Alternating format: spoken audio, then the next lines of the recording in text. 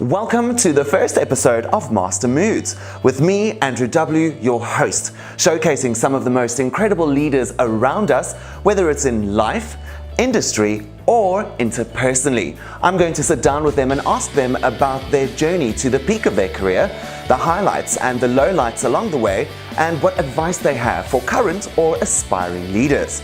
So join me in my living room. Be sure to get comfortable and absorb to stay ahead.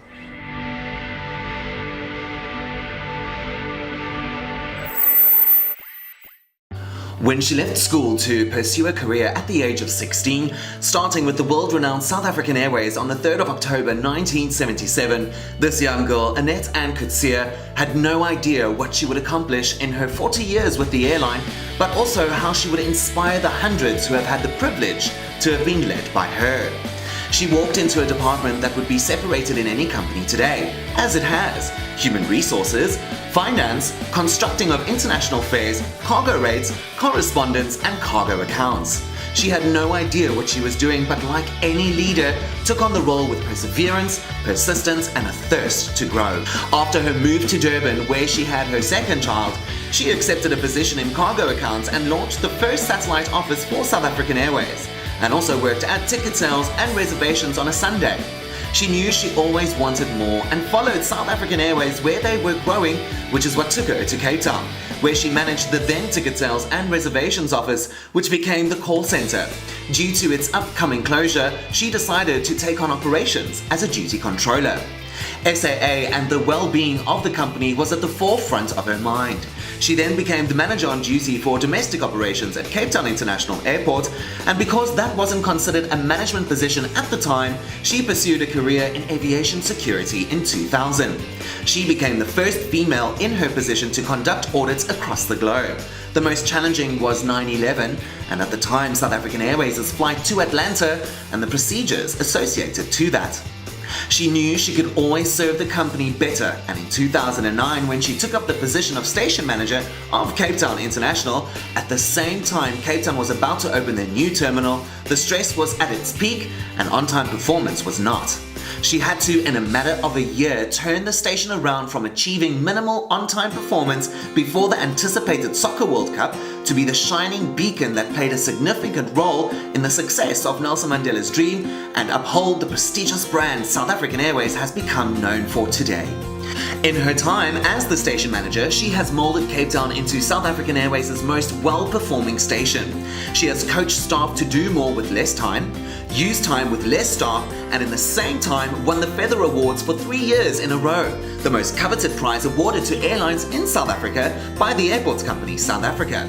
She has lifted a station from thinking they were doing great to know they can do better, and raised her on-time performance to over 90%. So when you fly out of Cape Town, give a nod to Annette Wolhuter, the station manager and winner of the General Manager's Award. A woman who started with nothing, believed in herself, believed in her people, and didn't stop, through blood, sweat, and tears, to turn out a fabulous experience at Cape Town, proudly flying the South African flag for over 40 years. A very, very warm welcome to Master Moods. It's the first episode, and you're my very first guest, Nettie, so thank you very much for joining us. Thank you for having me. Absolute pleasure. Now, the audience has sort of learnt a little bit about you already, so we're going to jump straight into it.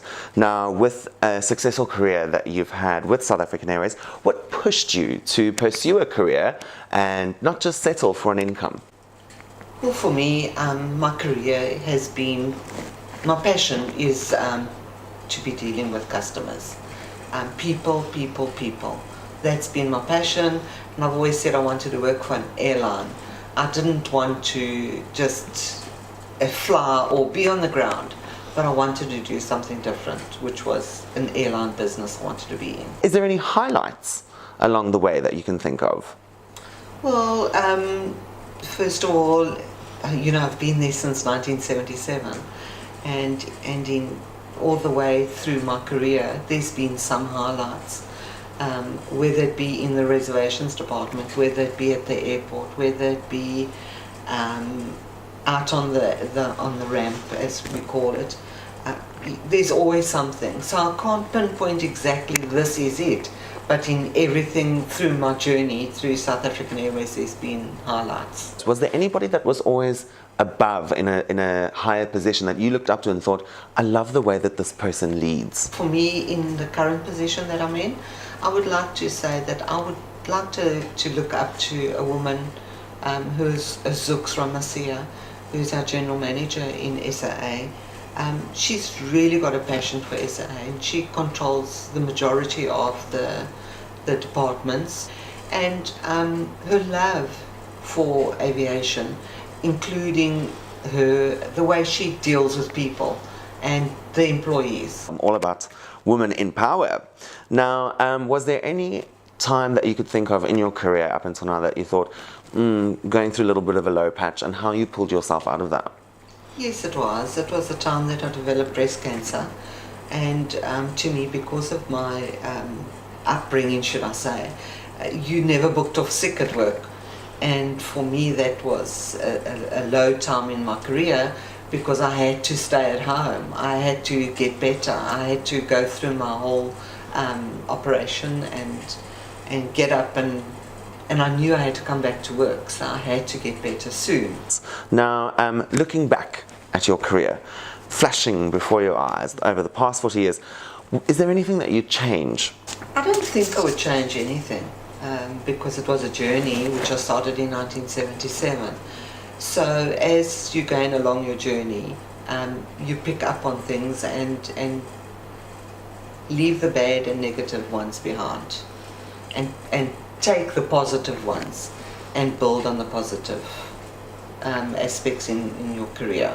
Absolutely. Maybe that's important. No, totally. So wouldn't change anything, which is, it's also inspiring in itself for me. Another question that I have for you is, when last did you study or do a course or do a training program?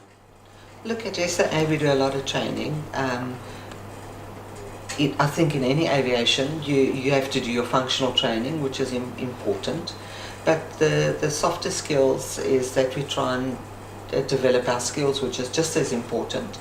And I did a leadership in a small course in leading in the 21st century, and that was done last year.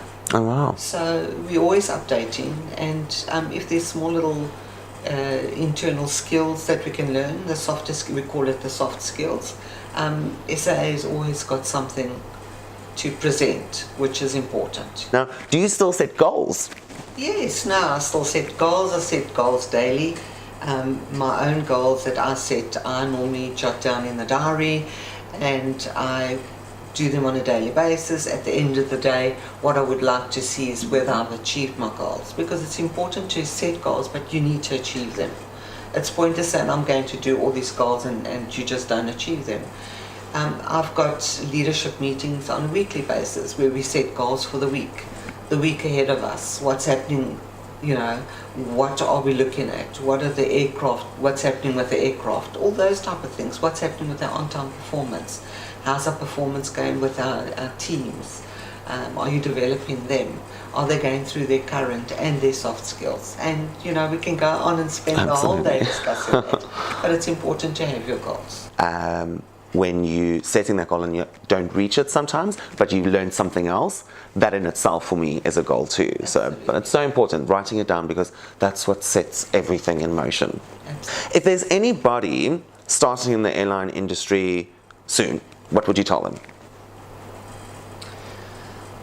They need to love what they're doing in the airline. You just can't walk into the airline and say, okay, I'm going to turn the airline around. You must love what you're doing. You must love dealing with people. You must have that passion and drive to know that it's not going to be a good day every day, but you need to understand you're dealing with passengers and customers. With aviation, it's busy, it's always changing. Yes. So I think somebody starting just needs to be ready to keep up with the change. Yes. As well. Any advice for somebody that is starting a leadership role and in any industry? Well, in any industry, what is important is to set your goals, but you won't know which goals to set if there isn't somebody that's there to mentor you through what was expected from you. You need to go through, you need to have administration skills. You need to know, this is what I need to develop. This is what I'm leading a team. This is what is expected from you. You can't just walk in and think everything's going to happen. You need to sit down. You need to develop the person in the aviation industry if they haven't been in there. You need to tell them what is expected, their performances. You do quarterly performances on them, and then you can set goals and see where they are. Because they've got a team behind them, and they need to inspire or motivate that team. Well, thank you so much for joining me today on the first episode of Master Moods. Now, to everybody watching, thank you so much for watching the first episode of Master Moods. And until next time, don't forget to lead with a purpose to charge your potential. October, I've accomplished 40 years with South African Airways, and it makes me look back and remember the memories. I am very grateful for the knowledge and experience I've gained over the years in SAA, and I'm hoping to carry my learnings over to the next generation. 40 years, that's what it says in the HR system. By far my longest run, full of memories, stories, and most importantly, great people I met along the way, who taught me a thing or two at least. I'm forever grateful, as all those eventually made me who I am today, and that's you. There are a few learnings within these years I try to follow and apply as much as I can. I would like to share those with you, as you've been my inspiration. Start the day with a good morning or have a great day. These two phrases are just magical. They connect you with your colleagues. Embrace the failure and the mistakes. Success doesn't come without trying first. Failure is the best and the fastest way to learn. Take the risk. Fail, learn, and improve. Celebrate small or big successes, as they are not easily earned and they carry previous failures. Find the joy at the end of the hard work. Celebrations spread positivity. Be bold, be brave. No boring idea is great, and great ideas are usually uncommon or outrageous, which may not be understood or liked by everybody. Fight for your ideas. We are all human. We are not only employees. Behind the systems, processes, or procedures, there are people, and people run the businesses. Be mindful of it. Customer is the king. Listen to them carefully. A passenger on board or a visitor on the website. Customers do not lie. They respect what is right or what is wrong. Last but not least, stay true to yourself. That's what matters most. That's what I think what I want to try and get across to you guys. And I want to say thank you very much for helping me build my today and future ahead, and may God bless all of you for being part of